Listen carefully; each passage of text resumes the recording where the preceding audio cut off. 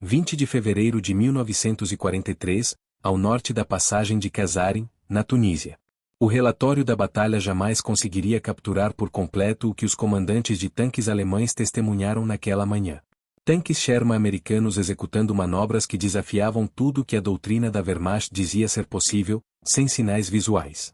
Através da poeira e da fumaça do campo de batalha do norte da África, 5 tanques Sherman, separados por um terreno acidentado, sem qualquer linha de visão entre si, convergiram sobre as posições alemãs com uma precisão que parecia sobrenatural.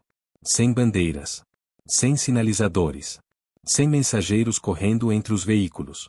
Mesmo assim, moviam-se como um único organismo. Cada tanque cobria os pontos cegos que os outros não podiam ver. Cada tripulação sabia exatamente onde estavam seus companheiros. Nos tanques Panzer IV, equipados com rádios Fuge-5, os comandantes alemães mal conseguiam ouvir seus próprios líderes de companhia, por causa da estática que dominava seus sistemas de modulação por amplitude. Os transmissores alemães de 10 watts, que eram o auge da tecnologia na década de 1930, não conseguiam transmitir por mais de algumas centenas de metros quando os tanques estavam em movimento. A maioria dos tanques alemães possuía apenas receptores, incapazes de relatar o que viam ou pedir reforços. Os americanos, por outro lado, operavam com uma tecnologia que os alemães nem sabiam que existia. Rádios de modulação por frequência, FM, em cada tanque, com controle por cristal, 25 watts de potência de transmissão, e uma clareza que cortava o ruído dos motores e o caos do campo de batalha como uma faca no papel. A 8.000 quilômetros das linhas de montagem de Detroit, a vantagem tecnológica mais decisiva da Segunda Guerra Mundial se revelava, não na espessura da blindagem, nem no calibre do canhão, mas nas ondas eletromagnéticas invisíveis que conectavam cada tripulação americana de uma forma que a Wehrmacht jamais imaginou possível.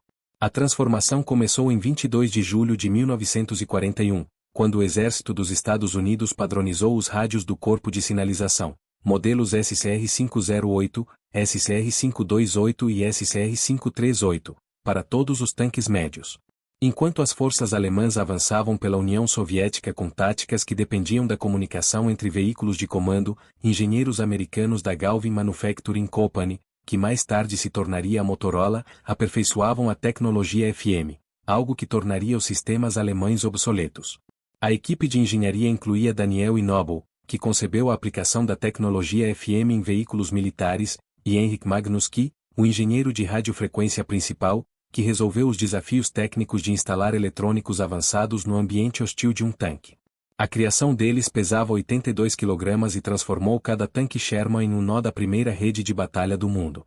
O transmissor BC604 gerava 25 watts de potência, 2,5 vezes mais que o Fuge-5 alemão. Operando na faixa de 20,0 a 27,9 MHz, oferecia 10 canais pré-ajustados com estabilidade controlada por cristal.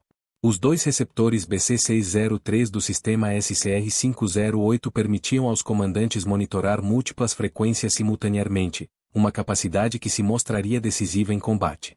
Mas a verdadeira revolução estava na modulação por frequência em si. A tecnologia FM de Edwin Armstrong, licenciada para uso militar, eliminava a estática e as interferências que atormentavam os sistemas de amplitude. Enquanto os rádios de tanques alemães captavam cada descarga elétrica como ruído, os rádios FM americanos transmitiam vozes claras, mesmo durante bombardeios de artilharia. Em 8 de novembro de 1942, com a Operação Tocha, Operation Torch, os tanques americanos chegaram ao norte da África. Os veículos da 2ª Divisão Blindada desembarcaram perto de Safi e Fedala equipados com rádios SCR-508, que logo demonstrariam sua superioridade sobre as comunicações alemãs. O Afrika Korps, apesar de ser a força blindada mais experiente da Wehrmacht, operava sob limitações severas de comunicação. Um pelotão padrão de tanques alemães, composto por 5 veículos, incluía apenas 1 ou 2 com transceptores Fuge-5, capazes de transmitir e receber. Os demais possuíam apenas receptores Fuge-2. Podiam ouvir ordens, mas não responder, nem reportar posições inimigas.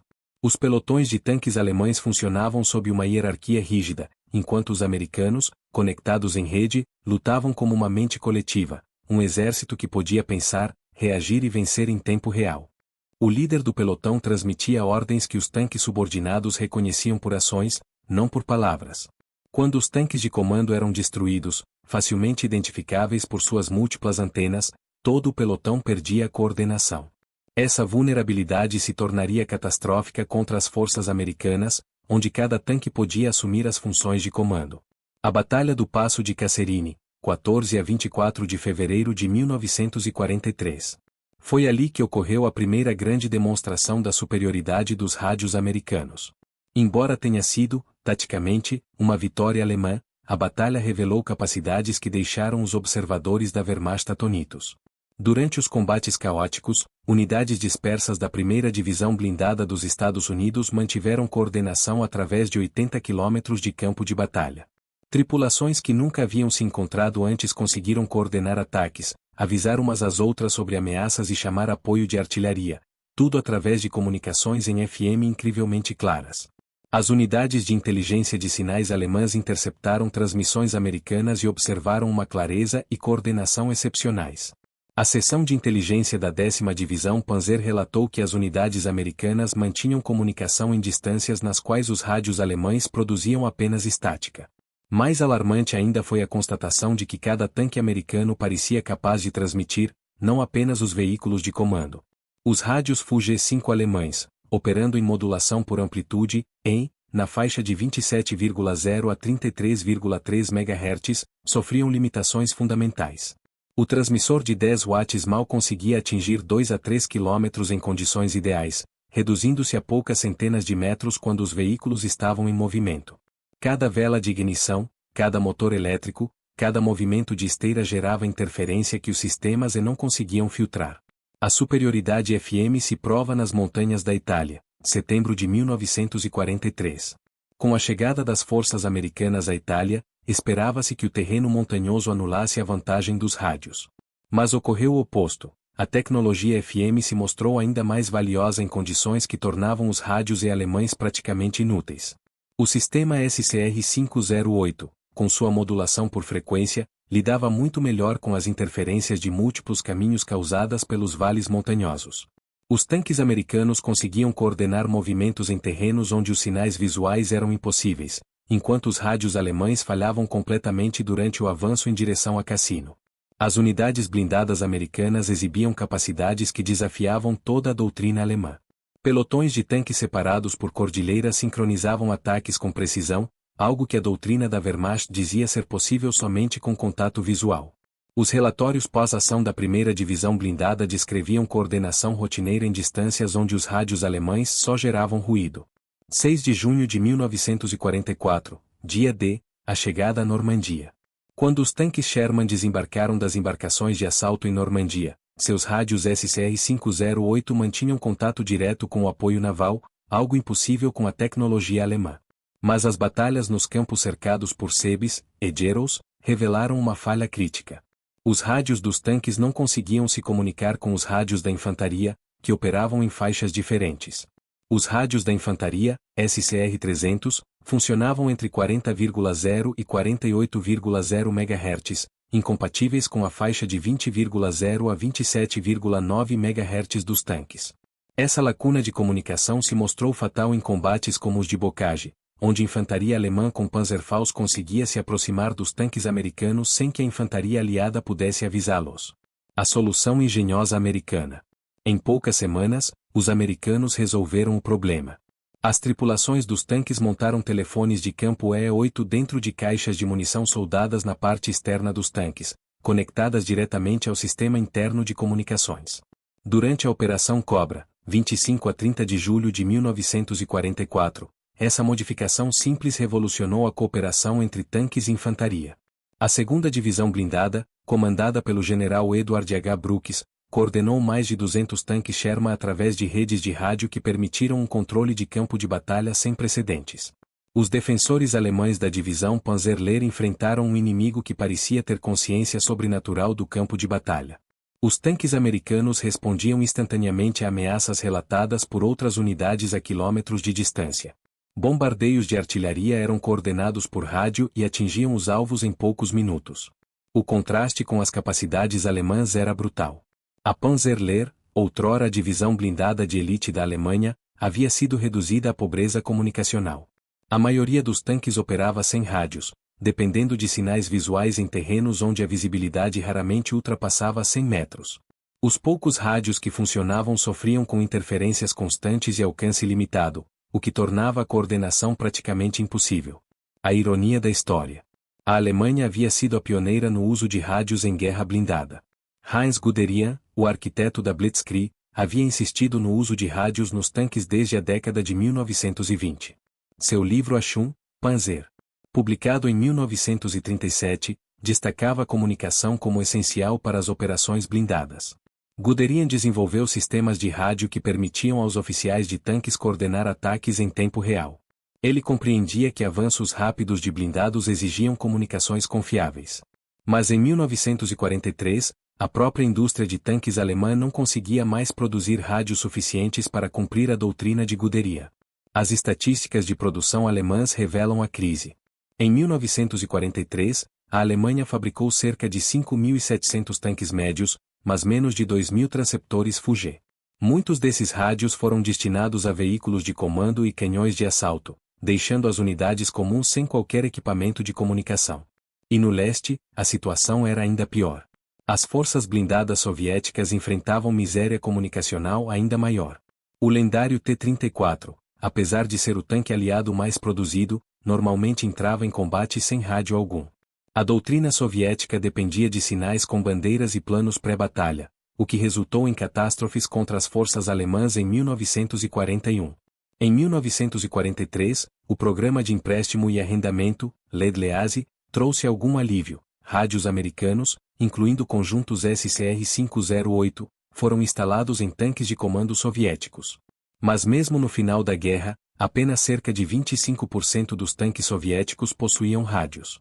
Esse contraste deixava claro o alcance da conquista americana. Enquanto outros exércitos lutavam para se fazer ouvir, os Estados Unidos haviam construído uma força blindada que pensava e agia como um único corpo, unida pelas ondas invisíveis do rádio. Enquanto a União Soviética lutava para equipar um quarto de seus tanques com qualquer tipo de rádio, os Estados Unidos atingiam 100% de implantação de sistemas FM sofisticados. A fábrica da Motorola em Chicago representava o auge da mobilização industrial americana. Antes da guerra, a empresa fabricava rádios automotivos. Converter essa produção para uso militar exigiu reengenharia total, além de resolver desafios técnicos sem precedentes. Cada rádio SCR-508 precisava de 2.748 componentes individuais, todos fabricados com precisão rigorosa. O transmissor BC604 continha 474 capacitores e 385 resistores. Os osciladores de cristal tinham que manter estabilidade de frequência, mesmo sob vibrações violentas e temperaturas extremas de combate. As estatísticas de produção contavam a história da força industrial americana. 1942, 3.800 rádios da família SCR-508. 1943, 11.400 unidades. 1944, 24.000 unidades. Produção total durante a guerra, mais de 50.000 conjuntos de rádios para tanques. Esse milagre industrial garantiu que todos os 49.324 tanques Sherman fabricados durante a guerra fossem equipados com rádios de alta tecnologia. Algo que nenhuma outra nação chegou perto de alcançar. As vantagens do SCR-508 iam muito além da simples modulação por frequência. A estabilidade de frequência controlada por cristal permitia que os tanques pré-sintonizassem canais antes da batalha, mantendo o alinhamento mesmo nas condições caóticas do combate. Os rádios Fugger-5 alemães, com ajuste por capacitores variáveis, desviavam constantemente da frequência. A configuração de duplo receptor permitia que os comandantes monitorassem simultaneamente a rede do pelotão e a rede de comando da companhia. As ordens fluíam instantaneamente pela cadeia de comando, enquanto os oficiais mantinham consciência situacional total das unidades subordinadas. O sistema de intercomunicação BC606 integrava-se perfeitamente ao rádio, permitindo que todos os tripulantes alertassem o comandante sobre ameaças. Microfones de garganta e fones com cancelamento de ruído asseguravam comunicações nítidas em meio ao barulho ensurdecedor da batalha. Muitos tanques alemães não possuíam intercomunicadores, forçando suas tripulações a gritar ou se comunicar por toques, uma desvantagem fatal em combate. Gestão de energia, outro trunfo americano. O SCR-508 podia operar com 12 ou 24 volts, ajustando-se automaticamente à fonte disponível. O gerador dínamo fornecia energia estável e filtrada, eliminando interferências elétricas. Já os rádios alemães, alimentados diretamente pelo sistema elétrico dos tanques, captavam cada faísca do motor como estática. Doutrina transformada, a flexibilidade como arma.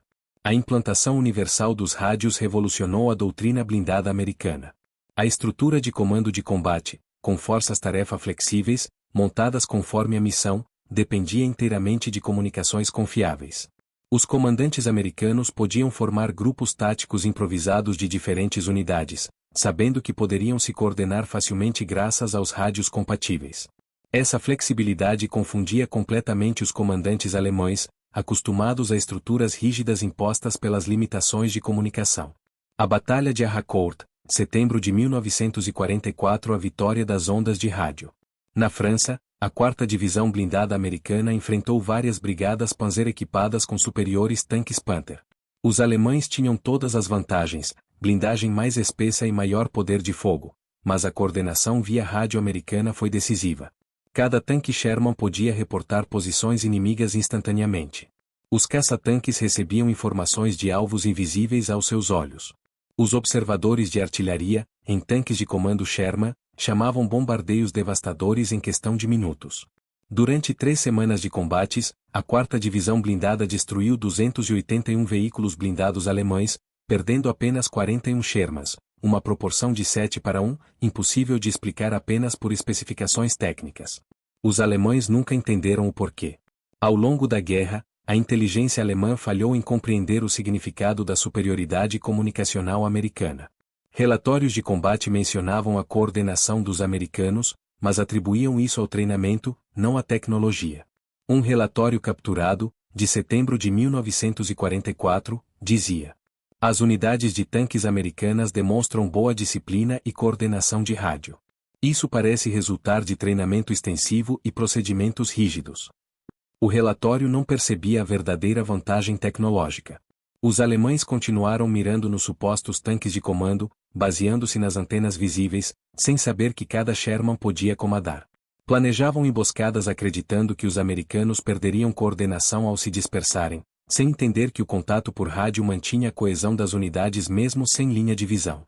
Março de 1945, a conquista do Reno e o auge da coordenação americana.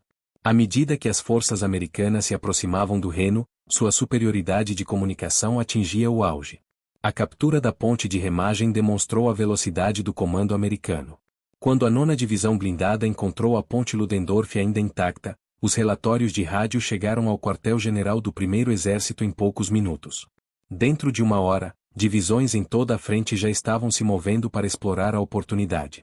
As forças alemãs, dependentes de linhas telefônicas constantemente destruídas pela aviação americana, não conseguiam reagir com a mesma rapidez. A coordenação via rádio americana criou uma defesa impenetrável ao redor da ponte. Pelotões de tanques de diferentes batalhões se integraram perfeitamente, coordenando o fogo por meio de redes de rádio. Os contra-ataques alemães, desorganizados por falhas de comunicação, chegavam em pedaços e eram aniquilados um a um. Abril de 1945, o cerco do Bolso do Ruar. A encurralada final das forças alemãs mostrou o ápice da superioridade comunicacional americana. As colunas blindadas das 1ª e 9ª Exércitos coordenaram um duplo cerco complexo inteiramente por rádio.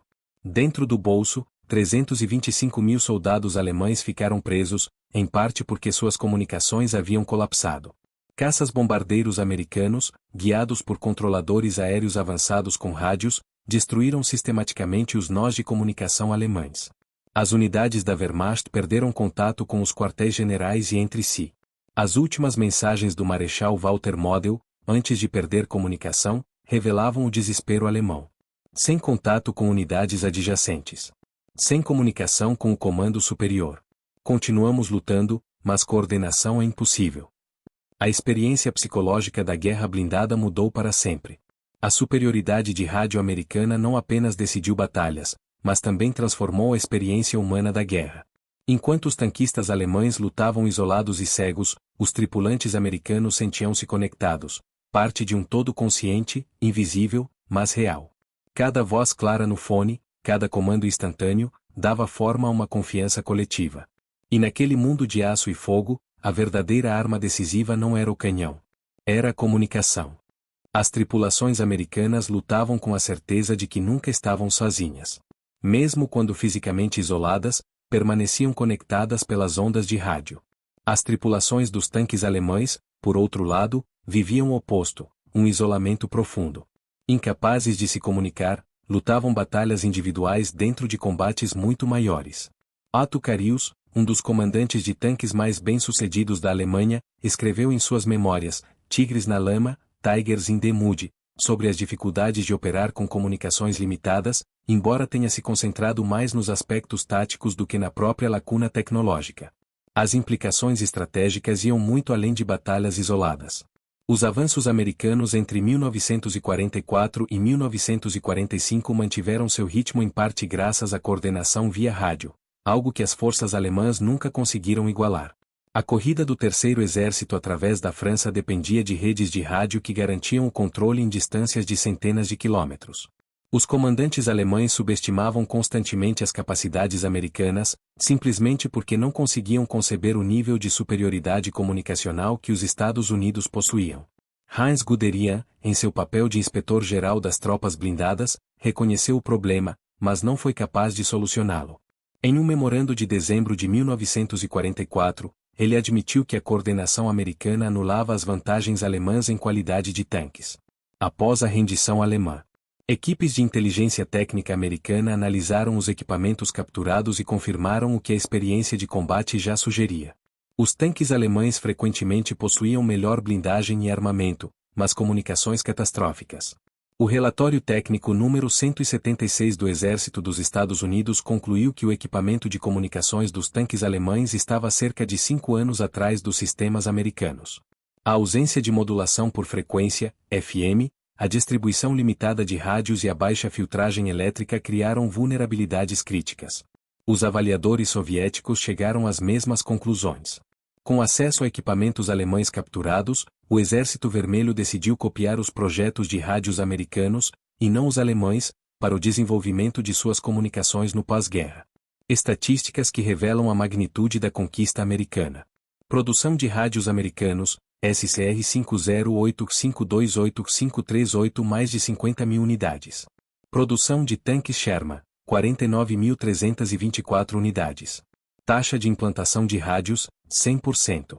Potência de transmissão, 25 watts.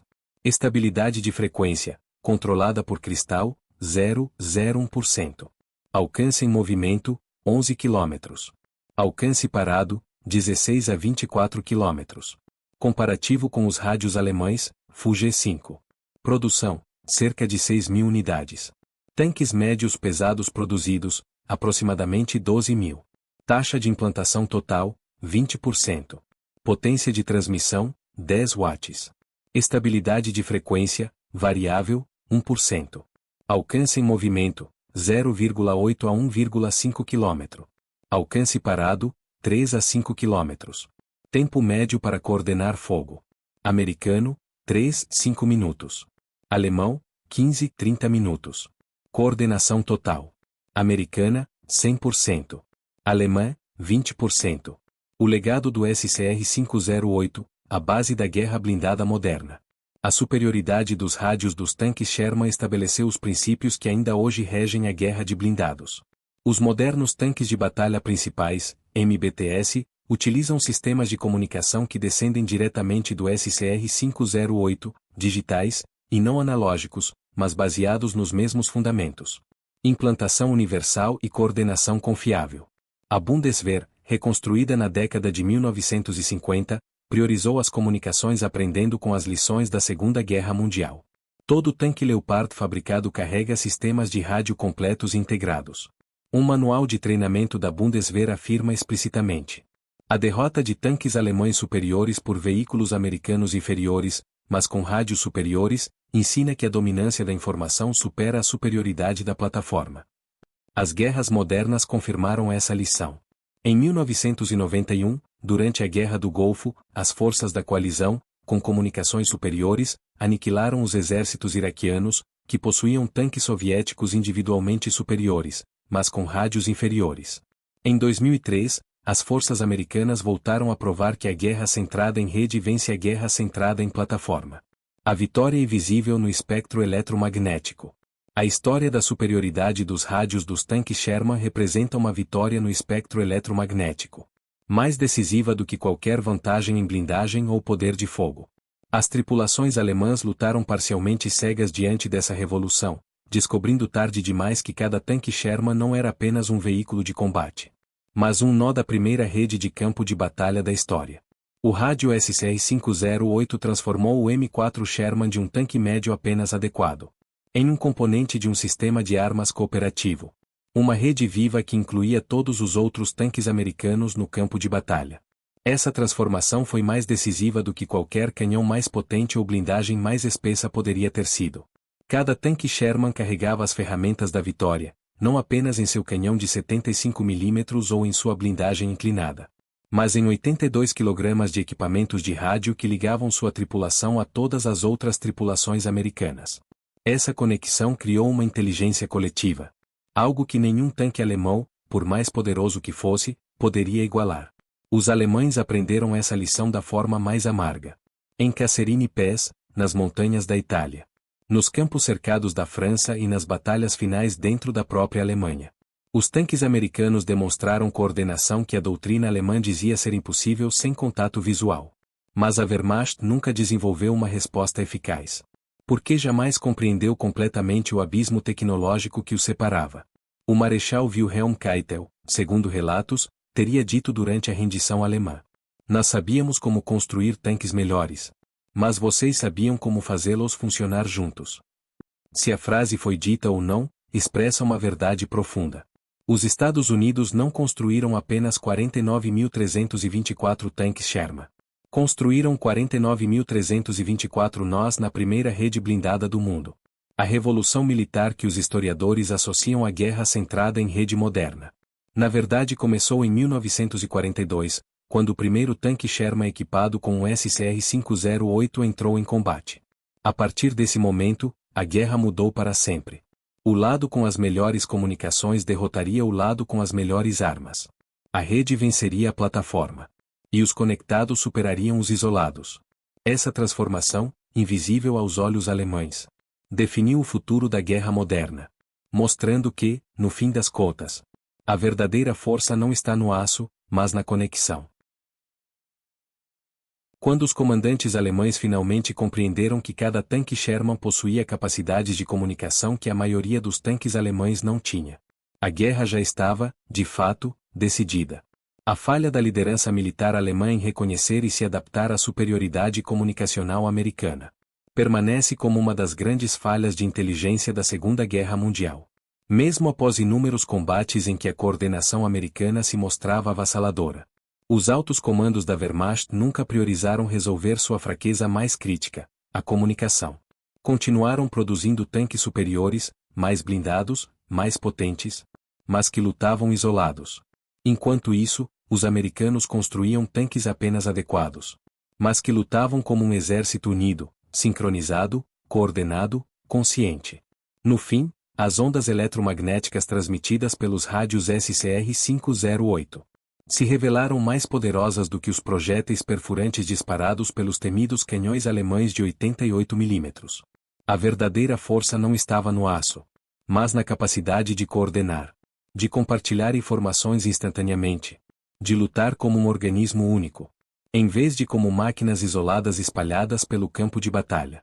Essa vantagem invisível, silenciosa, impalpável, mas devastadora, determinou a vitória com mais certeza do que qualquer vantagem visível de blindagem ou armamento. A superioridade dos rádios dos tanques Sherman mudou para sempre a arte da guerra. Ela estabeleceu o princípio que ainda define o combate moderno. Conexão é sobrevivência. Isolamento é derrota. Em cada deserto da África. Em cada colina da Itália. Em cada campo da França e nas ruínas da própria Alemanha. As tropas alemãs descobriram, tarde demais, que os americanos não possuíam apenas superioridade numérica, mas algo muito mais decisivo. Superioridade tecnológica em uma dimensão invisível, a dimensão da informação. Alto-falante com 3 ondas de som e assim, nas frequências silenciosas do rádio, a história da guerra mudou para sempre. Os tanques Sherman provaram que o poder não está apenas no canhão, mas na conexão entre aqueles que lutam lado a lado.